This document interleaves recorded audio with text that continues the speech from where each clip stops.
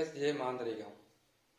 இந்த மாந்திரிகத்தில் ஏவல் செய்து ஒருவரை அழிப்பதும் ஏவல் செய்தால் வரும் பாதிப்புகளும் பற்றி எப்படி செய்வாங்க, எப்படி அழிப்பாங்க, இந்த ஏவல் செய்து பல வகையான பிரச்சனைகளில் இருந்தால் அதிலிருந்து மீண்டு வர்றது எப்படின்றத இந்த பதிவில் பார்க்கலாம்.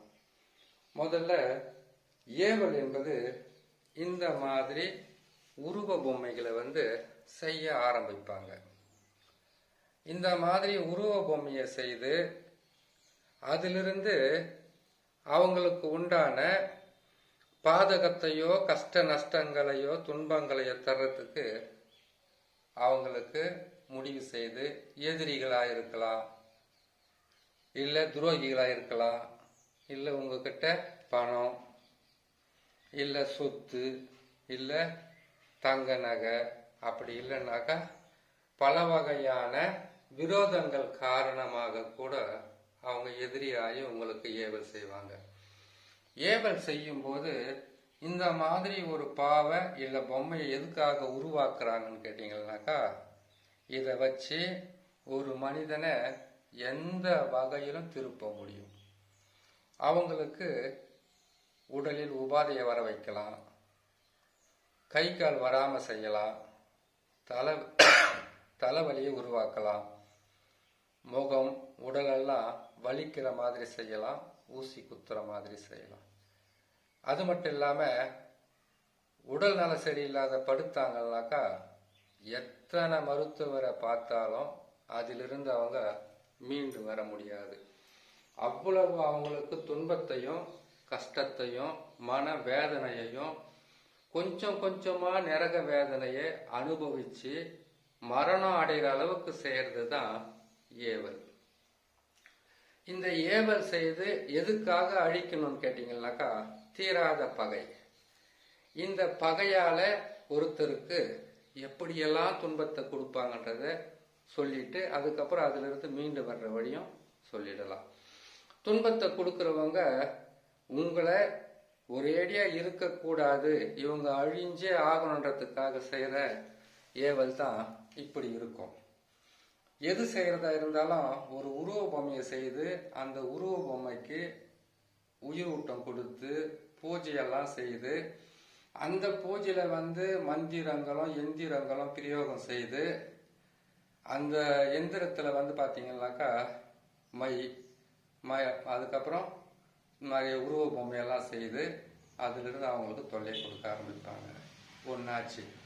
அதுக்கப்புறம் இந்த எந்திரத்தை எழுதி தகடை எழுதி மார்பு பகுதியில் புதைச்சி அதுக்கப்புறம் அந்த மார்பு பகுதியிலிருந்து அவங்களுடைய பேரு, போட்டோ, அதுக்கப்புறம் அவங்களுடைய அம்மா பேரு, அவங்க இருக்கிற ஊரு, எத்தனை பேர் இருக்காங்களோ அத்தனை பேருக்கும் அவங்களுடைய போட்டோவை வாங்கி அந்த போட்டோல இருந்து அவங்களுக்கு கஷ்டத்தை கொடுக்கவும், துன்பத்தை கொடுக்கவும், மரணம் அடையவும், விபத்துக்கள் ஏற்படவும், பல வகையான துன்பங்களை அனுபவிக்கவும், பொருள் இழப்பு, சொத்து இழப்பு, வண்டி வாகனங்களில் விபத்து ஏற்படுறது, இல்லை உடல்நல சரியில்லாம மரணம் அடைகிறது, பல வகையான துன்பங்களும் கஷ்டங்களும் வர்றதுக்கு இந்த மாதிரி பூஜையை போடுவாங்க. பூஜையை போட்டு ஏவல் விட்டு அவங்களுக்கு இந்த ஏவலை எங்க விடுவாங்க கெட்டது செய்யறதுக்குன்னு கேட்டீங்கன்னாக்கா, ஒன்று அவங்க மாந்திரிகம் செய்யறதுக்காக வச்சுக்கிட்டு இருக்கக்கூடிய இடத்திலேயே செய்வாங்க, இல்லைன்னா மயானம், இடுகாடு, சுடுகாடு, அப்படி இல்லைன்னு கேட்டீங்கன்னாக்கா ஆள் நடமாட்டம் இல்லாத ஏதாவது ஒரு ஏரி, குளம், ஆறு இங்கே எங்கேயாச்சும் இருந்தாக்கா அதை அவங்க செய்ய ஆரம்பிப்பாங்க. செய்து முடிச்சதுக்கு பிறகு இதை எரிக்க ஆரம்பிப்பாங்க. இப்போ கேட்டீங்கன்னா இதுக்கு பூஜை விதிகளும் நம்ம எதிர்க்க பார்த்துருக்கீங்க. இந்த மாதிரி பூஜையை போட்டு தான் செய்வாங்க. ஒருத்தருக்கு கை கால் வராமல் இருக்கு, அதுக்கு ஏவல் செய்து ஊசியை குத்திடுவாங்க. இல்லை பன்றி முள், இல்லைன்னா கருவேல முள், இல்லைன்னா ஆணியில் மாரண மை, இல்லைன்னு கேட்டால் பேதன மை, இல்லைன்னா வித்யாசன மை, இந்த மாதிரி மையை வந்து போட்டு அந்த மந்திரத்தை சொல்லி எழுதி குத்திட்டாங்கன்னாக்கா கை கால் வராமல் போயிடும். அதுக்கப்புறம் கட்டு கட்டி இதே பாவைக்கு இதே ஏவல் விட்டு அவங்க செய்துட்டாங்கன்னா அதுலேயும் அந்த பிரச்சனை வரும். எப்பவுமே உடல்நலம் சரியில்லைன்னா, உடம்பு சரியில்லைன்னா ஹாஸ்பிட்டலுக்கு போனீங்கன்னாக்கா குணமாயிட்டாக்கா அது செய்வன பாதிப்பு இல்லை. எத்தனை மருத்துவரை பார்த்தாலும் அதிலிருந்து உங்களுக்கு வந்து உடல் நலத்திலிருந்து பாதிப்பாகவே இருக்கு, பிரச்சனையாகவே இருக்குன்னாக்கா அதுக்கு காரணம் என்னன்னு கேட்டீங்கன்னாக்கா ஏவல் பில்லி சூனியத்தால் வரக்கூடியது. சூனியம் செய்கிறவங்க வந்து தெரிஞ்சோ தெரியாம செய்கிறாங்கன்னா அது பெருசா பாதகம் இருக்காது.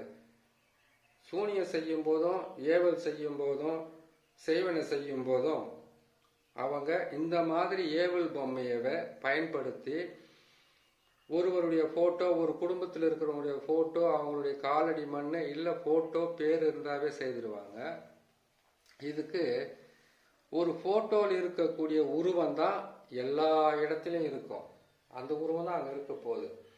அந்த போட்டோவை வச்சு அவங்க செய்கிற மாந்திரிகத்தில் மந்திரங்களும் எந்திரங்களும் சரியான வகையில் இருந்தால் இவ்வளவு பாதகத்தையும் இவ்வளவு கஷ்டத்தையும் அவங்களுக்கு கொடுத்துரும்.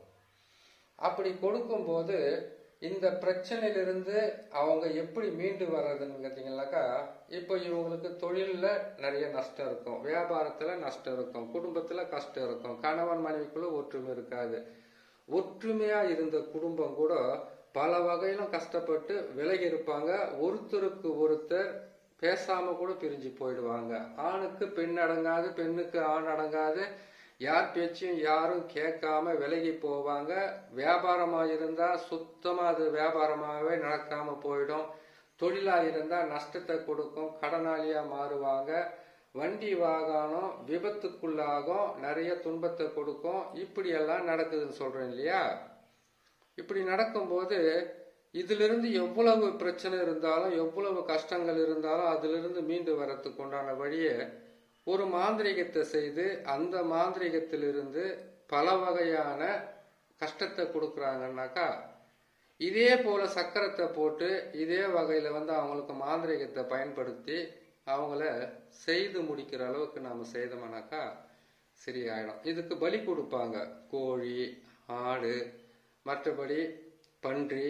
இல்லைன்னு கேட்டிங்கன்னாக்கா சுத்த பூஜையாக இருந்தால், அதை கேட்டிங்கன்னா உயிரினங்களை பலி கொடுக்காத செய்கிறவங்களாக்காண்டி இருந்தால் அது வேற மாதிரி.